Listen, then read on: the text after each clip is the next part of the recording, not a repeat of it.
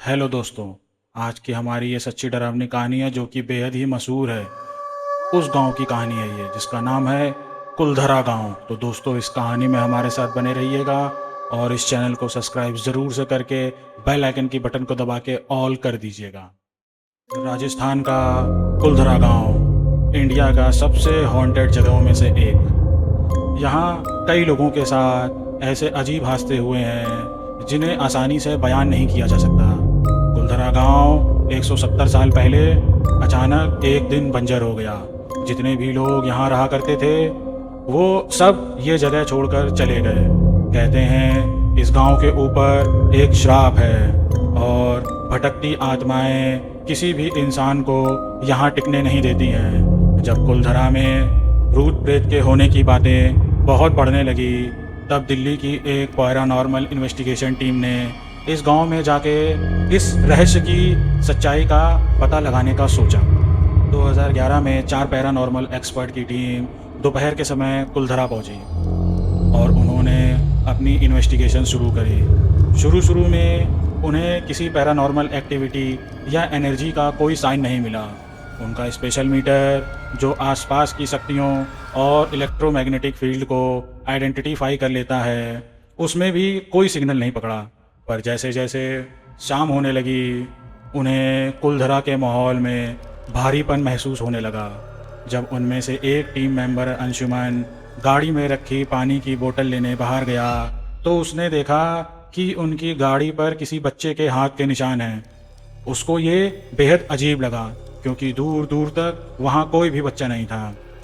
इतने में टीम के बाकी मेंबर्स जो कुलधरा के खंडरों के अंदर थे उन्हें अचानक महसूस हुआ कि औरतों का एक झुंड उनकी तरफ बढ़ रहा है। उन्होंने जैसे ही अपना पैरानॉर्मल मीटर ऑन किया वैसे ही उस मीटर ने एक अजीब सी फ्रिक्वेंसी पकड़ना शुरू कर दिया। उन औरतों के बढ़ते कदमों के आवाज़ के साथ वो मीटर और तेज हो गया। बाहर गाड़ी से पानी की बोतल निकाल रहा अंशुमन गाड़ी के शीशे को देखकर एकदम डर गया। शीशे में उसने देखा कि बहुत ही बूढ़ा सा आदमी बाहर खड़ा होकर उसे घूर रहा है और जब उसने गाड़ी के बाहर देखा तो वो बूढ़ा आदमी गायब हो गया और तभी उसे कुलधरा के खंडरों से अपने दोस्तों के चीखने की आवाज़ सुनाई दी। वो भागा भागा अंदर गया और उसने देखा कि उसके दोस्त सही सलामत एक कुएं के पास खड़े हैं। ठंड बहुत ज़्यादा बढ़ गई थी और उनका मीटर ये संकेत दे रहा था कि कुएं के अंदर किसी आत्मा का वास है।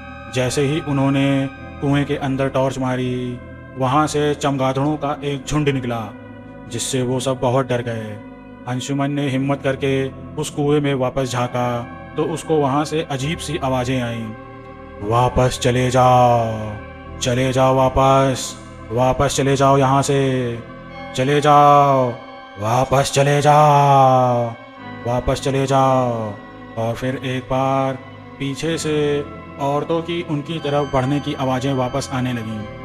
इतने में अचानक से कुएं के अंदर से एक हाथ अंशुमन की तरफ बढ़ा और वो उसको कुएं के अंदर खींचने लगा। अंशुमन ने जैसे ही नीचे देखा तो वो हक्का बक्का रह गया। उसको वही डरावना बूढ़ा आदमी दिखा और अंशुमन तुरंत ही बेहोश हो गया। उसके बाकी दोस्तों ने उसे वहाँ से निकाला और कुलधरा से वापस जाने का फैसला किया।